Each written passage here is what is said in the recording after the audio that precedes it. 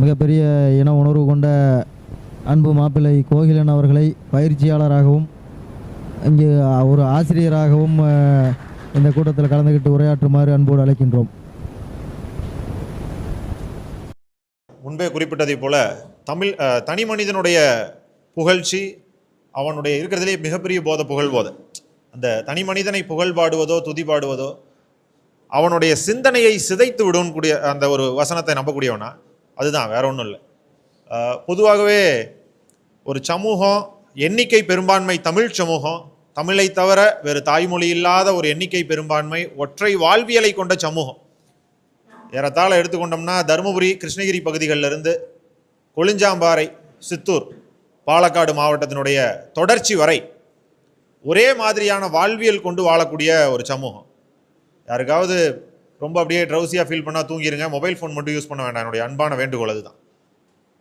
அப்படிப்பட்ட ஒரு சமூகம் ஒரு அரசியல் நாதியற்ற நிலையில் இருக்கக்கூடிய சூழலில் தான் நாம் இன்றைய சூழலுக்கு பார்க்க வேண்டியிருக்கு. நம்மோடு வாழக்கூடிய சமூகங்கள், பிற சமூகங்கள் எல்லாம் அரசியலினுடைய தேவை அறிந்து அந்தந்த இளைஞர்களுக்கான அரசியல் பயிலாக்கத்தை தெளிவாக கொடுத்துட்ருக்கான். ஆனால் நம் சமூகம் ஏதோ ஒரு புள்ளியில் அதை மட்டும் துளைத்து விட்டு நிற்கிறோம். ஒரு தலைவனின் புகழ் பாடுவதிலையோ, ஒரு தலைவரை எம்எல்ஏ ஆக்குவதிலையோ, ஒரு தலைவரை புகழ்ந்து பேசுவதிலையோ இல்லை வளர்ச்சி. ஒரு இளைஞர்கள் சிந்திப்பதில் தான் முக்கியமான வளர்ச்சி. நான் தமிழரசு மாவட்ட பேசும்போதெல்லாம் ஆரம்ப காலத்தில் எனக்கே நாங்களாம் இந்த மாதிரி காலேஜ் படிக்கும்போது சின்ன வயசுலலாம் அப்போ அவங்க ஒரு அமைப்பில் பயணிக்கிறாங்க. அப்போவே அந்த அமைப்பையெல்லாம் எதிர்த்து குரல் கொடுக்கக்கூடிய என்னுடைய எண்ணத்திலிருந்து அப்படியான ஒரு புரிதல் இல்லாத சூழல் தான் அன்றைய காலகட்டம் அந்த மாதிரி. ஆனால் அதையெல்லாம் கடந்துட்டு நமக்கு முரண் இருக்குது இல்லை, அதெல்லாம் ரெண்டாவது விஷயம். இந்த கூட்டத்தில் இன்று நாம் பார்க்கும்போது நிறைய கல்லூரி மாணவர்கள் இருக்காங்க. ஏன்னா அந்த கல்லூரி மாணவர்கள் தான் விதை நெல்லை போன்றவர்கள். அந்த விதை நெல் 100 விதை நெல்லை உருவாக்க முடியும் அந்த ஒரு விதை நெல்லால். நான் உட்பட ஒரு 28 எபோலாம் விளைஞ்ச நெல், அதை எதுவுமே செய்ய முடியாது. அது தான் தன்னுடைய குடும்பம் பொருளாதாரங்கிற அந்த சிந்தனையில் தான் முதல்ல பயணிக்க அவனுக்கே தெரியாமல் அவனுடைய சிந்தையில் அந்த புத்தி தான் இருக்கும். ஸோ அப்படிப்பட்ட சூழலில் இளைஞர்கள் இத்தனை பேரை பார்ப்பது ரொம்பவே ஒரு மகிழ்ச்சியான விஷயமா இருக்குது. ஏன்னா நம் சமூகத்தில் கல்லூரி படிக்கும் குறிப்பாக பள்ளி பருவத்தில் இருக்கக்கூடிய இளைஞர்களோடெல்லாம் மாம உரையாடுவது என்பது ஒரு அடுத்த கட்ட ஒரு மாற்றத்திற்கான வழி. இந்த இளைஞர்கள்லாம் இருக்காங்க, பேர் கூட நமக்கு தெரியாது, இந்த இளைஞர்களோட பேர் கூட எனக்கு தெரியாது. ஆனால் பார்க்கும்போது மகிழ்ச்சியாக இருக்குது. ஏறத்தாழ 10-20 ஆண்டுகளுக்கு முன்னாடி தான் இளைஞர்களை ஒரு கூட்டத்தில் பார்க்கக்கூடிய நிகழ்வு இருந்தது. ஆனால் இன்றைய சூழலுக்கு எந்த இயக்கத்திலையுமே அப்படியான சூழலே இல்லாமல் இருக்கு. காரணம் நான் முன்பே குறிப்பிட்டதை போல தான், தேசிய நீரோட்டமும் சரி மாநில நீரோட்டம் அரசியல் நீரோட்டத்திலையும் நம் சமூகத்தை சார்ந்த தலைவர்கள் வரும்போது அவர்கள் பின்னால் போனாலே நம் சமூகம் அவங்களும் நம்பாளு தானே அப்படிங்கிற ஒரு எண்ணத்தில் நம்ம பயணித்தா அது மிகப்பெரிய ஆபத்து. இன்னைக்கு அவங்களுக்கெல்லாம் இந்த அங்கீகாரம் கிடைத்திருக்கிறது என்றால் நம் முன்னோர்கள் இட்ட விதை தான். ஒட்டஞ்சத்திரம் நாச்சிமுத்து கவுண்டர் முதற்கொண்டு, ஆடிட்டர் முதற்கொண்டு, அரூர் முத்து கவுண்டர், கோவை செலியன், தீரன் முன் போன்ற பலர் இந்த சமூகத்துக்காக, இந்த சமூகத்தின் அரசியல் விடுதலைக்காக இன்னும் 30 ஆண்டுகளுக்கு பின் என் சமூகம் எந்த அரசியலை சுவைக்க போகிறது என்ற நிலை அறிந்து அன்றைக்கு அரசியல் விதையை தூவிட்டு போனாங்க. அதுதான் இன்னைக்கு நம் சமூகத்தை சார்ந்தவர்கள் நம்ம பகுதியில் அரசியல் பிரதித்துவத்தை அனுபவித்துக் கொண்டிருக்கோம். குறிப்பாக மாவட்ட வாரியாக நீங்கள் எடுத்துக்கோங்க, பழைய கோயம்புத்தூர் மாகாணத்தை எடுத்துக்கொண்டா கூட சரி, ஒரு ஆய்வறிக்கை, அந்த ஆய்வறிக்கையை நான் தயார் செய்யும் போது எனக்கு ரொம்ப மன திருப்தி கொடுத்து, ஒரு சாதாரண படிப்பறிவு இல்லாத தென் மாவட்டத்தை சார்ந்தவர் அதற்கான இன்புட்டை கொடுத்தார். என்ன, கோவை மாவட்டம் முன்னேற்றம் அடைந்தது தெலுங்கு சமூகங்களால் அப்படிங்கிற ஒரு நிலை தான் எல்லாரும் பேசுவோம். நாயுடுங்கள்லாம் மில்லு கட்டினாங்க, பிறகு எல்லாரும் வேலைக்கு போனாங்க, அந்த பகுதி முன்னேறிச்சு, இதைத்தான் எல்லாரும் குறிப்பிடுவாங்க. ஆனால் அது அறியாமையின் உச்சகட்டம். நம் சமூகம் எப்போது பருத்தி விளைவிப்பதை நிறுத்தியதோ கோயம்புத்தூரில் இருக்க முக்காவாசி மில்லு மூட வேண்டிய சூழலுக்கு தள்ளப்பட்டது. இந்த சமூகத்துக்கான முதல் சங்கம் கோயம்புத்தூரை சார்ந்த, இன்னைக்கும் கவுண்டர் மில்னு இருக்குது, சவுடாம்பிகா மில்னு நினைக்கிறேன், விசி வெள்ளியங்கிரி கவுண்டர் அவர்களால் 1921ஆம் ஆண்டில் துவங்கப்பட்டது. பொங்கு வேளாள கவுண்டர்கள் நலச்சங்கம் என்ற ஒரு சங்கத்தை அவர் தான் முதல்ல ஒருங்கிணைக்கிறார். அந்த பகுதியில் இருந்த பிற சமூகத்தவர்களுக்கு, பிற சமூகத்திடமிருந்து நம் சமூகத்துக்கான ஒரு ஒருங்கிணைப்பை ஏற்படுத்துவதன் விளைவு தான். இன்றைக்கி நீங்கள் அவினாசி லிங்கம் இந்த கல்லூரி எல்லாம் பார்ப்பீங்க, அந்த இடமெல்லாம் அவரோட தான். அவர் அந்த செட்டியாரை கூப்பிட்டு இனாமாக கொடுத்தது தான். அப்படிப்பட்ட மிகப்பெரிய ஒரு எண்ணிக்கை பெரும்பான்மை சமூகம் நம் சமூகத்தில் இருந்தது. அதுதான் ஊர் ஊராக வாழக்கூடிய ஒரு நிலைப்பாட்டை கொண்ட சமூகம் நம்ம சமூகம் மட்டும்தான். இந்த தாய் தமிழ் சமூகங்கள்லேயே ஒற்றை வாழ்வியலை கொண்ட, ஒரே மாதிரியாக குலதெய்வ வழிபாடு, ஒரே மாதிரியான வாழ்வியல் முறை, ஒரே மாதிரியான ஒழுக்க நெறி நிறைந்த சாங்கிய சம்பிரதாயங்கள். எனக்கு மேலே எவனுமே இல்லை, நான் தான் இருக்கிறதுலே உயர்ந்தவன் சொல்கிற சமூகமாக இருந்தாலும் சரி, இல்லை நான் தாழ்ந்தவன் சொல்கிற சமூகமாக இருந்தாலும் சரி, அவர்களையெல்லாம் ஒருமே நடத்தியது தான் இந்த சமூகத்தினுடைய வாழ்வியலாக இருந்தது. குறிப்பாக ஆரிய எதிர்ப்பில் இந்த சமூகம் தலை தோங்கி இருந்தது. அது இன்றைய நம்மளோட வாழ்க்கை முறையிலையும் நீடிச்சுக்கிட்டே இருக்குங்கிறத மட்டும் யாரும் மறந்துடவே வேண்டாம். என்னடா எல்லாமே ஆரிய எதிர்ப்பாக சொல்கிறாங்க, இல்லை திராவிட எதிர்ப்பாக சொல்கிறாங்கன்னா, அதுதான் நம்ம வாழ்வியல். நம் வாழ்வியல் அதுதான். ஒரு குழந்தை பிறந்ததிலிருந்து இறக்கும் வரை பிராமண தயவே இல்லாமல் வாழும் மிகப்பெரிய சமூகம் நம் சமூகம்தான். அதை போலவே இந்த தமிழ் நிலப்பரப்புல குலதெய்வ வழிபாட்டுக்கு முதன்மையான முக்கியத்துவம் கொடுக்கும் சமூகமும் நாம தான். நம்ம பகுதியை தவிர்த்து விட்டு, நீங்க மற்ற எந்த பகுதிக்கு வேணா போய் பாருங்க, நம்ம பகுதியை தவிர்த்து விட்டு குலதெய்வ கோவில்களை கோடிக்கணக்கில் செலவு செய்து கட்டிய பகுதி வேற எங்கேயுமே கிடையாது. நகரத்தார் சமூகம்னு சொல்ற செட்டியார் சமூகம் காரைக்குடி பகுதிகளில் வாழ்றாங்க. அவர்களுடைய குலதெய்வ கோவில்கள் கூட நம்ம குலதெய்வ கோவில்களுக்கு நிகரான கட்டடக்கலை இல்லை இன்றைய சூழலுக்கு. நான் ஏன் அந்த சமூகத்தை குறிப்பிட்டு சொன்னால், அவங்க தன்னுடைய வீடுகள், தாங்க வசிக்கும் வீடுகளையே அரண்மனை போல் கட்டி அழகு பார்க்கக்கூடிய சமூகம். அப்படிப்பட்ட சமூகத்திற்கு கூட குலதெய்வ கோவில்களுக்கு கொடுக்கும் முக்கியத்துவம் என்பது கேள்விக்குறியா இருக்கு. ஆனால் இந்த சமூகம் இப்படியான ஒரு வாழ்வியல் கொண்ட அழகான சமூகம், காடாய் மேடாய் கிடந்த இந்த பகுதியை சீர்படுத்தி நாடாக்கி நாடுகளாய் வகுத்து வாழ்ந்த ஒரு தொன்மையான குடி இந்த அழகான தமிழ் குடி. நம்மளுடைய கூட்ட பெயர்களே அதற்கான சாட்சி. காடன், பனையன், ஆதி, அந்துவன், அழகான ஆதி தமிழ் பெயர்கள். அந்த தமிழ் பெயர்களை தாங்கி தன்னுடைய பிரிவுகளை வகுத்து கொண்டு வாழக்கூடிய இனக்குழுவும் இந்த இனக்குழு தான். அப்ப இந்த தமிழ் தேசியத்தை தலைமை தாங்கக்கூடிய பண்பும் நமக்கு ஆதி முதல் கொண்டே நம் ரத்தத்தில் உண்டு என்பது மட்டும் இந்த இடத்துல நம்ம சொல்லிக்கிறோம். அப்படிப்பட்ட சமூகத்தில் பிறந்த இந்த இளைஞர் கூட்டம், இன்னைக்கு நீங்க முன்பே சிலர்லாம் பேசியது போல ரொம்ப அருமையா பேசியிருந்தாங்க. இளைஞர்கள்லாம் முதல் மேடை பேச்சு, கன்னி பேச்சு அப்படித்தான் இருக்கும். துணிஞ்சுதான் நம்ம பேசணும். மேடையில் தம்பி பேச வேணாம்ப்பா, கடைசியில் தம்பி 2 பேர் தயவு செஞ்சு பேச வேண்டாம், பிடிக்கலாம் தூங்கிருங்கலாம், வெளியே போயிருங்க, என்னுடைய அன்பு தப்பாக நினச்சிக்காதீங்க, பேச வேண்டாம், அது மற்றவர்களுக்கான ஒரு சங்கடத்தை கொடுக்கும், அதுக்காகத்தான் சொல்கிறேன். ஸோ அழகாக பேச முன் வந்து பேசக்கூடிய இளைஞர்களை பார்க்கும்போது தான் ரொம்பவே சந்தோஷமாக இருந்தது. பேசாதவங்களும் அடுத்த முறை பேச முயற்சி செய்யுங்க. இதற்கே நாம் தயங்கினோம்னா நம்ம வாழ்கிற பகுதியில் நாம் அடிமைகளாக்கப்படுவோம். வெறும் காடாய் மேடாய் கல்லாய் கிடந்த பகுதி இது, வெறும் கரடு, வாழ்வியல் நெறி இல்லாத பகுதி. அப்படிப்பட்ட இந்த பகுதியை பண்படுத்தப்பட்ட சீர்படுத்திய நிலமாக மாற்றியது நாம் தான். அப்படி அதை சீர்படுத்தும் நிலமாக மாற்றும் போது,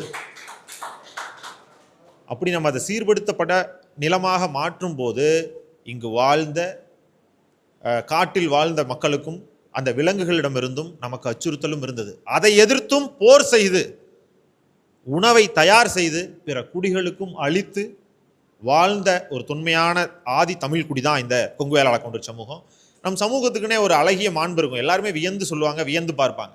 2 சாக்லேட்டை கொண்டு போய் நம்ம குழந்தைகிட்ட கொடுத்தா கூட, 2 மிட்டாயை கொடுத்தா கூட, ஒரு மிட்டாயை நாளைக்கு சாப்பிட்டுக்கிறேன், ஒரு மிட்டாய் இன்னைக்கு சாப்பிட்றேன்னு சாப்பிடுவாங்க. அது நம் மரபணுவில் கலந்த விஷயம். அந்த சேமிப்புங்கிற பக்குவம் நம் இனத்துக்கே உரிய தனி சிறப்பு. அதெல்லாம் பிறரிடம் இல்லை, மற்ற சமூகத்துக்கெல்லாம் இல்லையா, மற்ற சமூகம்லாம் என்ன தாழ்ந்ததானா, அது அவர்களுடைய நிலைப்பாட்டை பொறுத்தது. எனக்கு என் குடும்பம், என் தாய் தந்தை, என் மொழி, என் இனம் மிகப்பெரியது, அவ்வளவுதான். 13ஆம் நூற்றாண்டுக்கு பிறகு இங்கு தெலுங்கை தாய்மொழியாக கொண்ட இனக்குழுக்கள்லாம் வந்தாங்க, நம்மளோடு வாழ்றாங்க. பல நிலைகளில் நாங்கள் தான் இங்கே உற்பத்தியே இல்லை எல்லாத்தையுமே கட்டமைச்சோன்னு சொல்லும்போது அது வல்ல வரலாறு. அவர்களும் புரிந்து கொள்ள வேண்டியது ஒன்றே ஒன்று தான். இங்கே அதற்கு முன்னாடியே இந்த ஆதி தமிழ் குடி தான் இந்த கொங்கு பகுதியிலிருந்தும் சரி, இல்லை பிற பகுதியிலிருந்தும் சரி, இந்த ஆதி தமிழ் குடியான இந்த கொங்கு வேளாள கவுண்டர் சமூகம் பிற சமூகத்தை தலைமை தாங்கும் பண்பு நம் மரபணுவோடு இருப்பதால் இந்த தமிழ் தேசிய அரசியலை நாம் கையில் எடுத்தால் அது மிகப்பெரிய ஒரு விஷயமாகவே இந்த இடத்துல கருதுகிறேன். அரசியலுக்கெல்லாம் அப்பாற்பட்டு ரொம்ப எளிதாக சொல்ல வேண்டுமானால் ஒரு தலைமை நாமக்கல் பகுதியிலிருந்து தான் உருவாகி வரட்டுமே. இதுவரை இந்த கொங்கு சமூகத்துக்காக அரசியல் இயக்கம் கண்டவர்களும் சரி, இயக்கம் நடத்தியவர்களும் சரி, நடத்திட்டு இருக்கிறவங்களும் சரி, இந்த நாமக்கல் பகுதியை தவிர வேற எங்கேயுமே அரசியலில் வெற்றி பெறவில்லை. இதுதான் வரலாறு. இது வரைக்கும் 2 MP 2-3 MLA மாறி மாறி வந்திருக்காங்கன்னா கொங்குங்கிற பேரில் அவங்க ஒன்றுமே செய்யலனாலும் பரவாயில்ல, கொங்குங்கிற பேரில் சட்டசபையில் போய் உட்காந்துருந்தாலும் அது இந்த நாமக்கல் பகுதியிலிருந்து உருவாக்கப்பட்டது தான். அப்போ பிற பகுதியில் இருக்கக்கூடிய அரசியல் நிலையை, அந்த பகுதியில் இருக்கக்கூடிய இளைஞர்களுக்கு அரசியல் தேவையை கொண்டு போய் சேர்க்க வேண்டிய கடமை நமக்கு இருக்கு. நான் பேர் குறிப்பிட விரும்பல. இன்றைய அரசாங்கம் தாழ்த்தப்பட்ட சமூகம்னு சொல்ற ஒரு தெலுங்கை தாய்மொழியாக கொண்ட ஒரு சமூகத்தினால பேசக்கூடிய இளைஞர் மீடியாவிலாம் அந்த பையன் என்னை பார்த்து கேட்குறான், உங்க சமூகத்தில் அரசியலை தெளிவாக மாற்று சமூகங்களோடு விவாதிக்க கூட இளைஞர் கூட்டமே இல்லையா அப்படின்னு கேட்கும்போது அப்படியே செருப்பு கழட்டி அடிச்ச மாதிரி இருக்கும். நம்ம இந்த கேள்வி அந்த பையன் என்கிட்ட கேட்குறான். பூராமே ஒரு அரசியல் அறியாமையில், இல்லை அப்படின்னா என்ன அரசியல்னா என்ன, என் தலைவர் சொல்கிறது தான் அரசியல், என் தலைவர் என்ன சொல்கிறானோ அதான் அரசியல். மொழி பற்றுனா அதான் வீட்டில் பேசுகிறோமே, நாட்டின் மீதான பற்று அதான், அதெல்லாம் இல்லை பிஜேபியில் இருக்கும் நாட்டின் மீதான பற்று. இப்படியான ஒரு சூழலில் ஒரு அறியாமையோடு வாழக்கூடிய ஒரு கூட்டமாக இந்த கூட்டம் மாறி போச்சு. எப்படிப்பட்ட கூட்டம் இந்த இனம்? எப்படிப்பட்ட இனம்? மொழிப்போர் வந்தபோது முதலில் முன்னெடுத்தவர்கள் நம் சமூகத்தை சார்ந்தவர்கள். தேசிய நீரோட்டத்தில் ஆங்கிலேய படைகளுக்கோ இல்லை ஆண்ட ஆங்கிலேயர்களுக்கு வரிகட்ட மாட்டேன்னு சொன்ன முக்கால்வாசி பேர் நம் சமூகத்தை சார்ந்தவர்கள். சமீபத்தில் கூட நான் வியந்து பார்த்தேன். KV ராமசாமின்னு சொல்லி ஒருத்தர் சூலூர் ஏர்பேஸையே தீ வச்சு கொளுத்திருக்காரு. அந்த ஒரு பகுதி இளைஞர்களை எல்லாம் சேர்த்துட்டு போய் அவரை பற்றிலாம் யாராவது பேசுகிறாங்கன்னா யாருக்குமே தெரில. அதை பற்றி வீடியோலாம் கொடுத்தோம்னா கூட அது அவ்வளோதான், அப்படியே ஒரு 500 பேர் பார்த்ததோட முடிஞ்சு போயிடுது.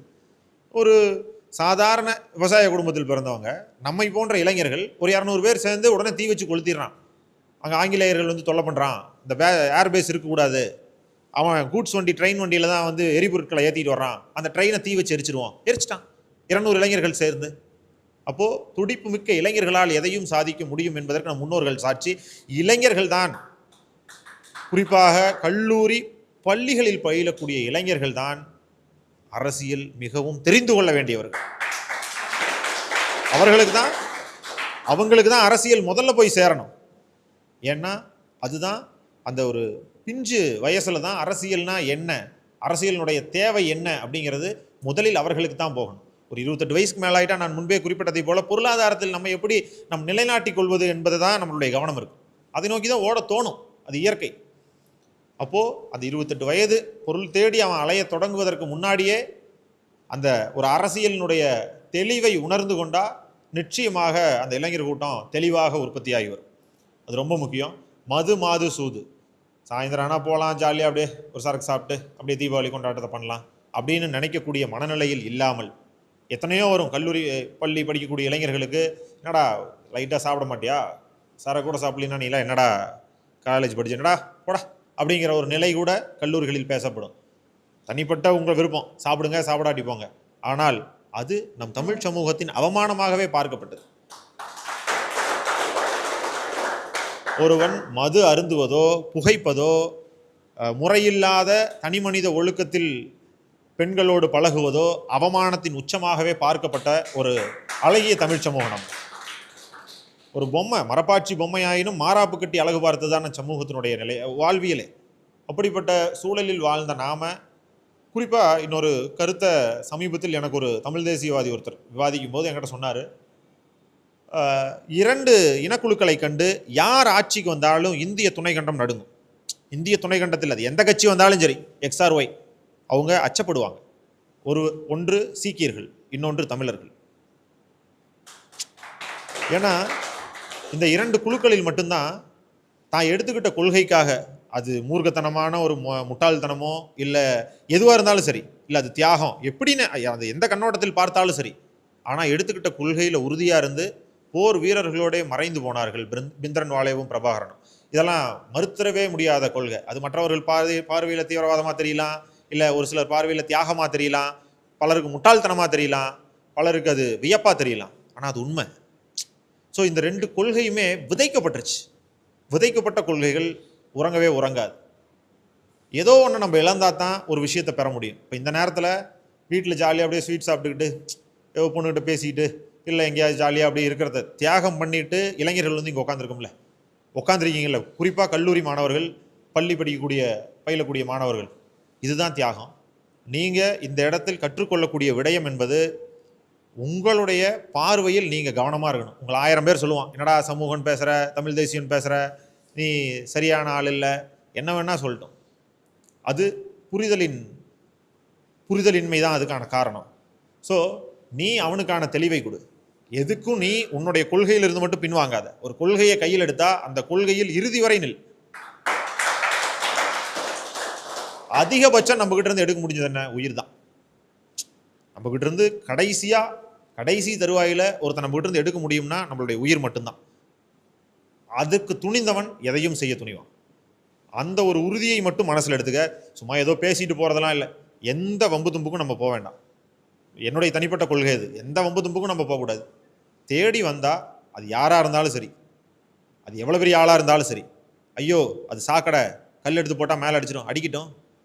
என் மேலே தேடி வந்து அந்த சாக்கடை அடிக்குது இல்லை, நானாக கல் எடுத்து போட்டு அடிச்சு பார்க்குறேன், என் மேலே தான் அடிக்கட்டுமே. அந்த ஒரு நிலைப்பாட்டை மட்டும் மனசில் வச்சுக்கங்க. தேடி வந்தால் யாராக இருந்தாலும் விட முடியாது. நாம் நியாயமான விடயத்துக்காக இல்லை நம்ம மேலே தவறு இருந்தால் மன்னிப்பு கேட்டு பின்வாங்கி வரலாம். தவறு இல்லை, நம்ம ஐயோ 10 பேர் வந்துடுவான், வெட்டினாதான் அடித்தாதான் அடிக்கட்டுமே, என்ன பண்ணிடுவான் அவன் 10 பேர் வந்து நம்மளை அடித்தா அதில் ஒருத்தனை நம்மளால் அடிக்க முடியாது. அந்த எண்ணத்தை மட்டும் மனசில் என்றைக்குமே இறுகி பற்றி கொள்ளுங்கள். காரணம் என்னென்னா, எப்போ நம்ம வந்து தயங்கி பின்வாங்குறோமோ, ஒரு நாய் உன்னை பார்த்து குலைச்சிக்கிட்டே இருக்கு, கீழே குமிஞ்சு கல்லெடு ஓடிடும். ஆனால் யோசித்து சிந்திச்சு கல்லெடு. அது கூட்டமாக இருக்கா, தனியாக எப்போ இருக்கும், இல்லை நாம் 4 பேரை கூப்பிடலாமா அப்படிங்கிற சிந்தனையோடு எதிரியை எதிர்க்க துணிங்கள்.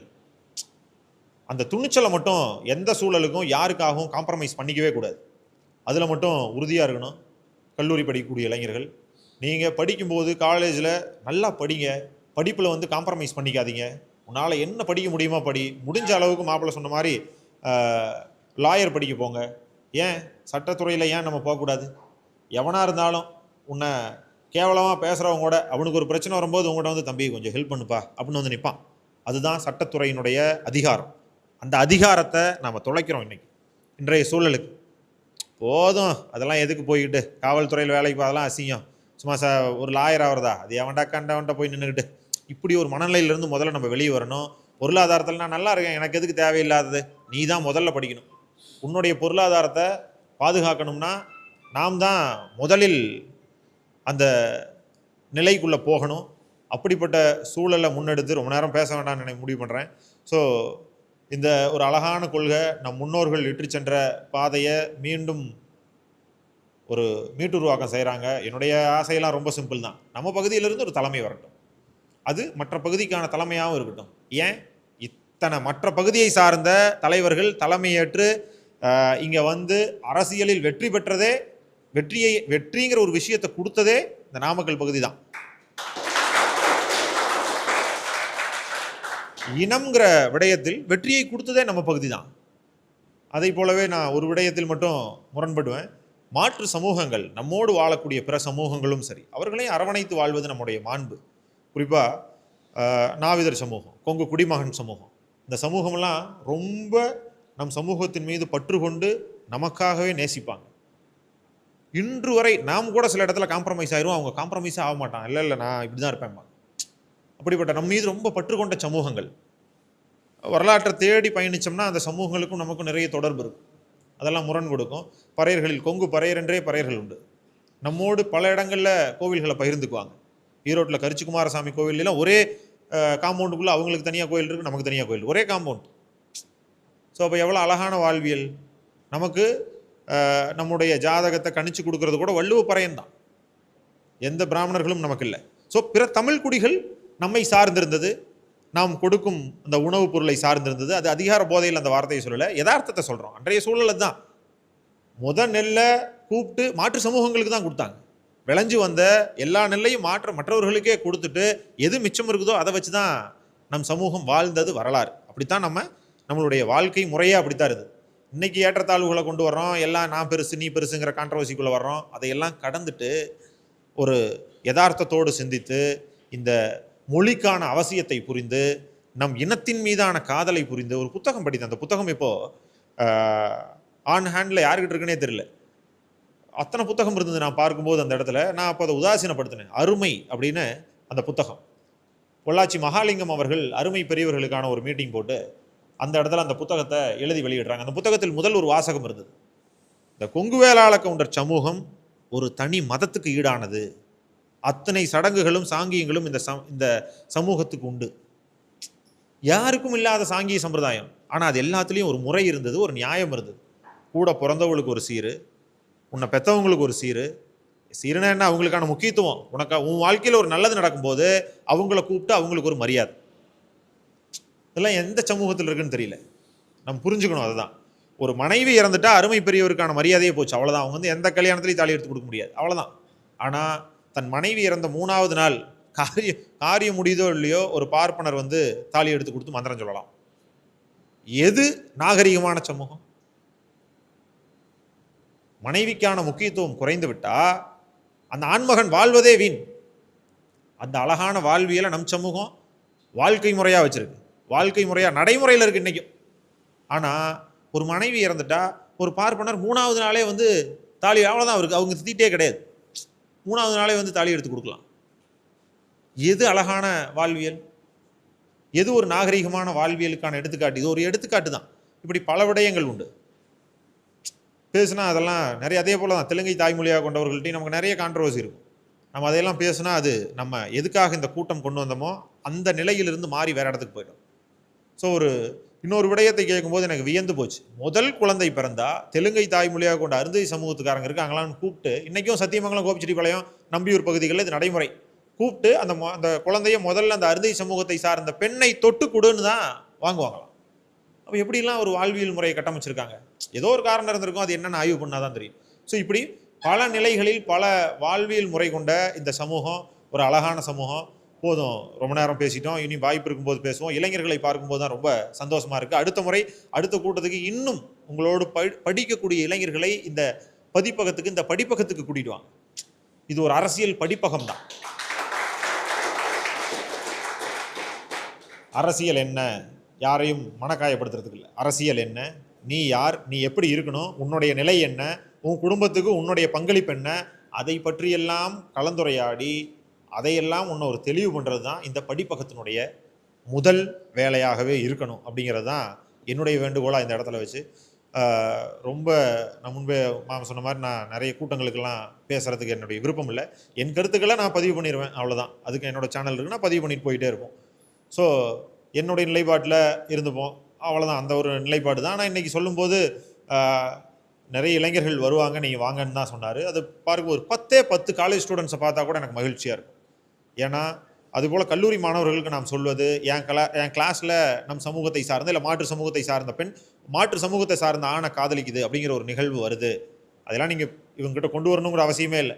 அந்த பெண்ணின் பெற்றோருக்கு ஃபோன் பண்ணி சொல்லிவிடுங்க, நானும் உங்கள் வீட்டில் பிறந்த ஒரு பையன் மாதிரி தான், நம் கல்லூரியில் தான் படிக்கிறேங்க, இப்படி ஒரு நிகழ்வு நடக்குது, பேரை கூட சொல்லாது, கூப்பிட்டு இன்ஃபர்மேஷனை கொடுத்துரு. அதுக்கு மேலே அவங்க பாடு, அதுக்கு மேலே அவங்க பிரச்சனை.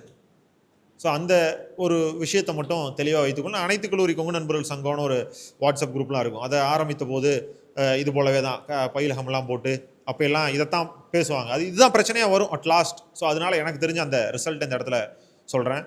ஸோ அந்த கல்லூரி மாணவர்கள் அதை மட்டும் பின்பற்றுங்க. உங்கள் கல்லூரிகளுக்குள்ள எந்த கல்லூரியாக இருந்தாலும் சரி, எந்த பள்ளிக்கூடங்களாக இருந்தாலும் சரி, நம் சமூக இளைஞர்கள் ஒத்துமையாக இருக்கு.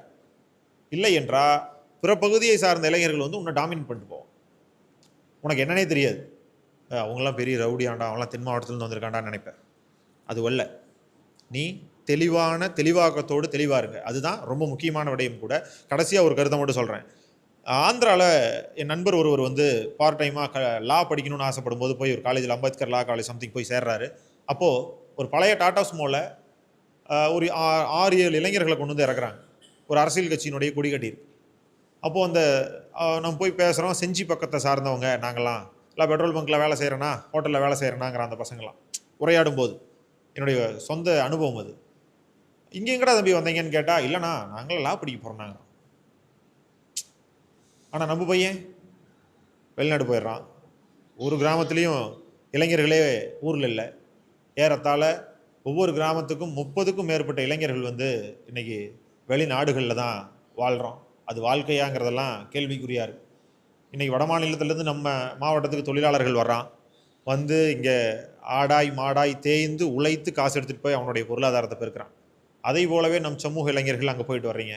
ஆனால் வர்றதில் ஒரு 40% இளைஞர்கள் அந்த கிளைமேட்டுக்கு மது போதைக்கு எடுத்துக்க வேண்டிய சூழலுக்கு தள்ளப்படுறான். அந்த பழக்கத்தை அங்கேயே விட்டு தொலைஞ்சிட்டு வராமல் இங்கே வந்து அந்த பழக்கத்தை கன்னியூ பண்ணுறான். அதனால அவன் சம்பாதிச்ச பெரும்பான்மையான பொருளாதாரத்தை அதிலேயே இழக்கிறான். நீங்கள் வேணால் நல்லா ஆய்வு செஞ்சு பாருங்கள். நல்லா ஆய்வு செஞ்சு பாருங்கள். வெளிநாட்டுக்கு லண்டன் போயிட்டு வர நம்ம பசங்க பாதி பேர், பாதி இல்லை ஒரு கால்வாசி பேர் அங்கே கற்றுக்கிட்டு வர்ற மது பழக்கத்தை இங்கேருந்து போகும்போது கூட தெரிஞ்சும் தெரியாமல் ஏதோ ஒரு நாள் சாப்பிட்டு இருப்பான். அங்கே போய் பப்ளிக்காக சாப்பிட ஆரம்பிப்பான். இங்கே வந்து ஏன்னா அங்கே கேட்க ஆள் இல்லை, யாருமே இல்லை கண்காணிக்க, அவனுடைய விருப்பம், அவன் என்ன வேணால் செய்யலாம். இங்கே வரும்போது அந்த பழக்கத்தை அவனால் விடவும் முடியாது. எந்த பழக்கமும் உனக்கு அடிமையாக இருந்தால் பிரச்சனை இல்லை, அந்த பழக்கத்துக்கு நீ அடிமையாகும்போது நமக்கே தெரியாமல் அந்த பிரச்சனையை நம்ம எதிர்கொள்ள வேண்டிய சூழலுக்கு தள்ளப்படுவோம்.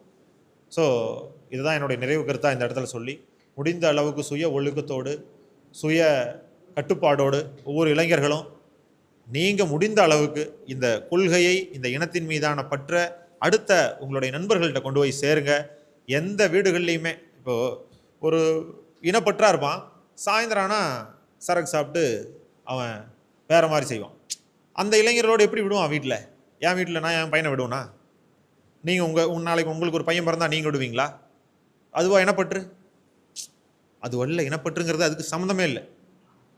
நீ சுய ஒழுக்கத்தோடு நீ சம்பாதிக்க முடியாமல் போ, அதெல்லாம் ரெண்டாவது. பொருளாதாரம் என்பது 2ஆம் நிலை.